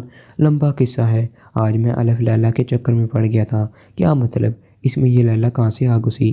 معلوم نہیں، تو میں یہ کہہ رہا تھا کہ نیلی گلہری نے جو کچھ میرے ساتھ کیا ہے، بس کیا بتاؤں۔ نیلی گلہری؟ ایک لڑکی بول پڑی۔ ہاں، اوہ بس کیا بتاؤں میں آپ لوگوں کو، نیلی گلہری، اف۔ ابھی آپ نے مجھ سے پوچھا تھا کہ کیا میرے کوئی زخم لگا ہے تو عمران نے کہا اور پھر شرمائے ہوئے انداز میں خاموش ہو گیا۔ ایک بار پھر مسکراہٹوں کا سلسلہ جاری ہو گیا۔ نعمان کہنے لگا، آگے نا عمران صاحب بھائی، اللہ کی قسم اگر اب یہ ہمارے پاس سے چلے گئے تو ہم ان کی کمی پوری نہیں کر سکیں گے۔ مگر تم چلے کہاں گئے تھے؟ پروفیسر حجازی نے پوچھا۔ آپ نے بانسری کی ودونیں سنی تھی؟ ہاں، وہ مجھے بلا رہی تھی۔ کیوں؟ نیلی گلہری؟ کیا بکواس ہے! نہیں، اللہ کے لیے اس کا نام اس بے دردی سے نہ لیجیے، وہ اتنی حسین تھی کہ میں آپ کو بتا نہیں سکتا۔ بانسری بجا رہی تھی، مجھے دیکھ کر مسکرائی اور ساتھ آنے کا اشارہ کیا۔ اس کی بانسری کی دھنیں اتنی خوبصورت تھی کہ میں بھلا کیسے رکتا۔ چل پڑا اس کے ساتھ اور پھر میں نے ایک عجیب و غریب دنیا دیکھی، اسے الفاظ میں بیان نہیں کر سکتا۔ نیلی گلہری نے میری خوب خاطر مدارت کی۔ آپ دیکھیے، میرے منہ سے اب بھی زعفران کی خوشبو آ رہی ہے۔ پتہ نہیں کیا کھلایا اس نے، بڑی خاطر مدارت کی میری، اور آخر میں مجھے رخصت کرتے ہوئے اپنا ایک پر دیا۔ مجھے کہنے لگی کہ عمران، میرے لائق جو بھی خدمت ہو مجھے بتا دینا بس، پر وہ مجھے سرحدوں تک چھوڑ گئی۔ کیا ہانک رہے ہو یار؟ راؤ غضنفر نے بیزاری سے کہا۔ آپ جھوٹ سمجھ رہے ہیں، ذرا دکھاؤ وہ پر مجھے۔ نہیں، سوال ہی پیدا نہیں ہوتا، یہ ایک محبت بھرا تحفہ ہے، لیکن میں آپ کو بتانے دے رہا ہوں کہ اس پر سے ہمارے ہزاروں کام نکل جائیں گے۔ آپ اسے بے پرگی نہ سمجھیں، صحیح معنوں میں وہ پردہ دار ہے۔ اور اب آپ لوگ مجھے سونے دیجیے، رات ختم ہونے کو ہے۔ اس نے مجھ سے وعدہ کیا تھا کہ میرے خوابوں میں آئے گی، میں خواب دیکھنا چاہتا ہوں، عمران نے کہا اور ایک طرف مڑ گیا۔ ہنسنے مسکرانے والے ہنس رہے تھے، لیکن وہ جن کی نیتیں خراب ہوئی تھیں اور جو عمران کے لیے تشویش کا شکار رہے تھے، ان کا موڈ کافی حد تک خراب تھا۔ مگر عمران کو اس کی کیا پرواہ ہو سکتی تھی؟ تھوڑی دیر کے بعد اس نے کراٹے سنائی دینے لگے اور پروفیسر حجازی نے گہری سانس لے کر کہا، میں یہی چاہتا تھا کہ آپ لوگ آرام سے سو جائیں۔ جس دیوانے کو میں اپنے ساتھ لایا ہوں وہ لاکھوں کو دیوانہ بنانے کی صلاحیت رکھتا ہے، مگر اس لیے نہیں کہہ سکا کہ آپ سوچیں گے کہ کہیں میری اس سے کوئی دشمنی نہ ہو۔ وہ تو خطرے میں ہے اور میں نے اسے نظر انداز کر دیا۔ اب براہ کرم تھوڑی دیر آرام کر لیجئے، کل صبح ہم کچھ اہم فیصلے کریں گے۔ پروفیسر ٹیل اور ڈی بی ایل منہ بنا کر ایک جانب مڑ گئے تھے۔ ایشل ان سے کچھ فاصلے پر ایک پتھر سے ٹیک لگا کر بیٹھ گئی تھی۔ شہنا نے بے قرار تھی اور کسی طرح سوتے ہوئے عمران کے قریب جا کر اسے دیکھے اور پھر دور سے صبح کی سفیدی نمودار ہونے لگی تھی۔ اصل میں عمران نے خود ہی گڑبڑ کی تھی۔ نیلی گلہری کی کہانی سنا کر اس نے سب کو بے یقینی کا شکار کر دیا تھا۔ نوجوان اڑ گئے تھے، وہ اس الٹی سیدھی کہانی کو تسلیم کرنے کے لیے تیار نہیں تھے۔ عمران تشویش کا شکار ہو گیا تھا، ان کو واقعی نقصان ہو سکتا تھا۔ اس وقت تک کوئی عمل نہیں کیا جا سکتا تھا جب تک یہ لوگ یہاں سے نہ ہٹ جائیں، لیکن وہ رات ان سب کے لیے ایک غیر متوقع سہنے کا باعث بن گئی۔ خود عمران بھی دھوکہ کھا گیا تھا، غالباً کوئی فضائی حمل کیا گیا تھا۔ انہوں نے ایک ناگوار بو محسوس کی تھی اور لمحوں میں سب کچھ ہو گیا تھا۔ عمران کو بھی سانس روکنے کا موقع نہیں ملا تھا۔ پھر ان سب کو انہی غاروں میں ہوش آیا تھا جہاں کی عمران سیر کر چکا تھا۔ سورج نکل آیا تھا اور رخنوں سے روشنیاں جھانک رہی تھی۔ یہ کیا ہو گیا؟ رانا بختیار کھٹے کھٹے لہجے میں بولا۔ کالا بھیڑیا اپنی کوششوں میں کامیاب ہو گیا۔ عمران بڑبڑایا، کیا فضول بکواس ہے یہ کون سی جگہ ہے؟ سب کے اوسان قطع ہو رہے تھے۔ میں نیلی گلہری کا پر نکالتا ہوں، وہی کچھ بتا سکے گی، عمران نے کہا۔ وہ یہاں بھی شرارتوں سے باز نہیں آیا تھا۔ پھر اس نے نادیدہ پر نکالا اور دیر تک کچھ بڑبڑاتا رہا، پھر واپس جیب میں رکھ کر بولا، اس کا کہنا ہے کہ یہ شہنشاہ جنات کا ہیڈ آفس ہے اور وہ ہم سے ملاقات کریں گے۔ عمران کی بکواس پر کسی نے یقین نہیں کیا، لیکن یہ بھیانک ماحول انہیں لرزا رہا تھا۔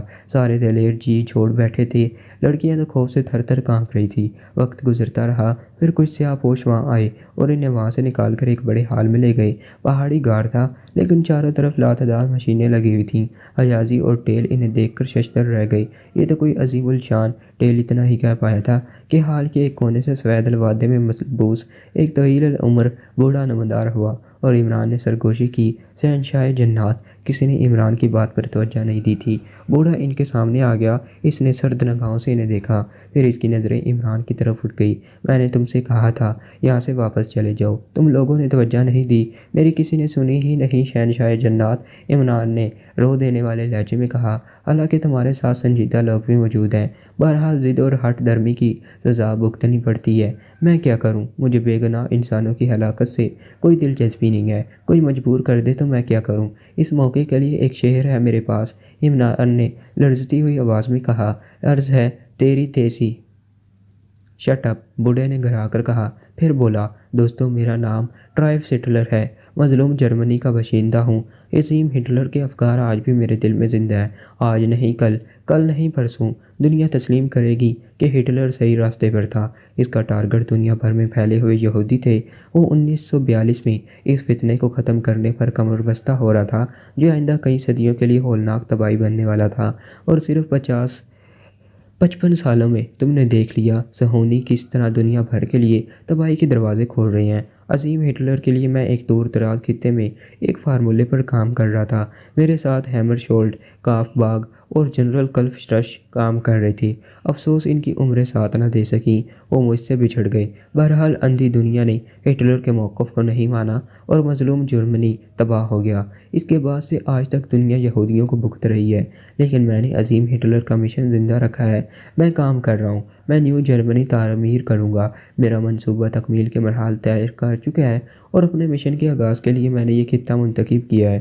میرا تجربہ کامیابی کے منازل طے کر چکا ہے۔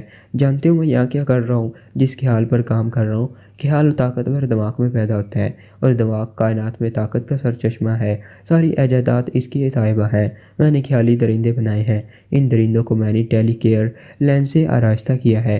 یہ لینس انہیں کنٹرول کرتے ہیں۔ یہ درندے خوفناک تباہی پھیلا سکتے ہیں، بڑی سے بڑی فوج ان کا کچھ نہیں بگاڑ سکتی۔ بس اتنا کام باقی ہے کہ میں ان ٹیلی کیئرز کو محفوظ کر دوں۔ جب میں اس کام کی تکمیل کر لوں گا تو پھر ایک خیالی فوج بناؤں گا جس کا کوئی مادی وجود نہیں ہوگا، لیکن جو دشمن کے خلاف وہ سارے عمل کر سکے گی جو اسے تباہ کر دے۔ ہوگا کوئی مجھ سے مقابلہ کرنے والا کوئی نہیں ہوگا۔ پھر نیو جرمنی وجود میں آئے گا اور جرمن قوم پوری دنیا پر حکمرانی کرے گی۔ Heel Hitler! ہیل ہٹلر اچانک عمران پر جوش لہجے میں چیخا اور اس نے دایاں ہاتھ سیدھا کر دیا۔ ہیل ہٹلر، بوڑھے نے اسی انداز میں جواب دیا اور عمران کو گھورنے لگا۔ لیکن سر، آپ نے یہی خطہ کیوں منتخب کیا؟ اس لیے کہ یہاں کے لوگ سادہ لوگ ہیں۔ میں نے توہمات کا سہارا لے کر یہ علاقے خالی کرانے کا منصوبہ بنایا تھا۔ اس کے علاوہ میرے پاس کوئی چارہ کار نہیں تھا۔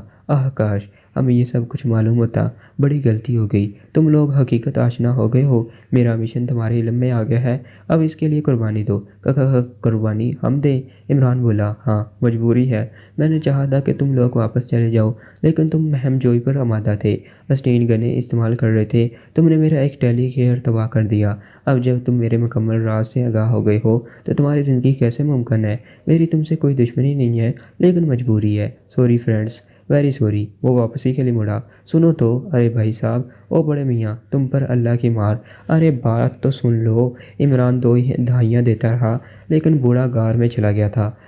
اللہ غارت کرے، میری تو شادی بھی نہیں ہوئی۔ اس غمناک موقع کے لیے بھی ایک شعر ہے میرے پاس، پھول مر جا، لیکن فوراً ہی ہتھیلی سے منہ کو زور سے بند کر دیا، کیونکہ باقی لوگ قہرلوط نگاہوں سے اسے گھور رہے تھے۔ ان سب کو واپس اسی غار میں پہنچا دیا گیا۔ پروفیسر ٹیل نے غار میں آتے ہی کہا تھا، میں نے تم سے کہا تھا نا، حجازی کے ایک نام مجھے یاد آ رہا ہے، ڈرائیو۔ کمال ہے، نہ جانے یہ خیالی فارمولہ کیا ہے۔ حجازی نے کوئی جواب نہیں دیا، وہ بس عمران کو گھور رہا تھا۔ باقی لوگوں کے چہرے پر مردنی چھائی ہوئی تھی، لڑکیاں تو رو بھی رہی تھیں۔ عمران نے ایشل سے کہا، جانتی ہو یہ کیوں رو رہی ہیں؟ ان بیچاریوں کی بھی شادی نہیں ہوئی۔ ایشل نے نفرت سے رخ بدل لیا تھا۔ عمران صاحب، کچھ اندازہ ہے وہ ہمیں کیسے ماریں گے؟ شاید جوتے سے، عمران پھٹ سے بولا، اور شہزور علی نے بے اختیار سر پر ہاتھ رکھ لیا تھا۔ کوئی چانس ہے ہماری زندگی کا؟ رات ہو گئی تو حجازی کو موقع مل گیا، اس نے عمران سے کہا۔ پورا۔ عمران نے کہا، کیا مطلب؟ نیلی گلہری کا پر میرے پاس ہے، آپ بے فکر رہیں۔ اگر اب بھی تم نے کچھ چھپا رکھا ہے عمران تو تم سے سنگ دل انسان کوئی دوسرا نہیں ہوگا۔ مجھ سے ان لوگوں کا خوف نہیں دیکھا جا رہا۔ میں ان کے لیے زندگی کا اعلان کیے دیتا ہوں، عمران نے کہا، پھر بلند آواز میں بولا، دوستو، فکر مند ہونے کی ضرورت نہیں، نیلی گلہری سے میرا مسلسل رابطہ ہے۔ اس نے کہا ہے کہ کھاؤ پیو عیش کرو، یہ بڑے میاں تمہارا کچھ بھی نہیں بگاڑ سکیں گے۔ ان میں جان ہی کتنی ہے، انہیں تو بھائی شہزور علی اٹھا کر زمین پر دے ماریں گے۔ آپ لوگ فکر مند نہ ہو، بس آدھی رات کے بعد نیلی گلہری آ جائے گی اور ہم کل صبح آزاد ہوں گے۔ ہیلی کاپٹروں کا دستہ کرنل ابراہیم علی خان کی کمان میں پرواز کرتا ہوا پہاڑیوں پر پہنچا تھا۔ 55 کے کوڈ پر کرنل کو پوری تفصیل بتا دی گئی تھی۔ چنانچہ آدھی رات کے بعد پہاڑیوں کو روشنی کے دائرے میں لے لیا گیا اور پھر مشین گنوں سے پہاڑیاں ادھیڑی جانے لگیں۔ ہلکے بم بھی استعمال کیے جا رہے تھے۔ کچھ دیر کی خاموشی کے بعد نیچے سے اچانک کارروائی ہوئی اور خوفناک درندوں کا ایک گول اچھل کر باہر نکل پڑا۔ ہدایات کے مطابق ہیلی کاپٹروں نے ان کی آنکھوں کو نشانہ بنا کر انہیں تباہ کر دیا۔ درندے کسی کو نقصان نہ پہنچا سکے تھے کیونکہ کوئی زمین پر تھا ہی نہیں۔ البتہ کچھ دیر کے بعد نیچے کچھ سیاہ پوش نظر آئے جنہوں نے ہیلی کاپٹروں پر فائرنگ کی، لیکن چند لمحوں میں انہیں نشانہ بنا لیا گیا اور صرف آدھے گھنٹے کی کارروائی کے بعد فوجی جوانوں نے ان پہاڑیوں پر قبضہ جما کر اندر موجود تمام لوگوں کو قابو میں کر لیا، جن میں ڈرائیو سٹرر بھی تھا۔ ساتھ میں ان قیدیوں کو بھی رہائی دلائی گئی جو وہاں قید تھے۔ فوج نے یہاں مکمل کنٹرول حاصل کر لیا تھا اور تمام قیدیوں کو احترام کے ساتھ فوج کی نگرانی میں سمر ہاؤس بھجوا دیا گیا۔ رہائی پانے والوں کو زندگی کا یقین نہیں آ رہا تھا۔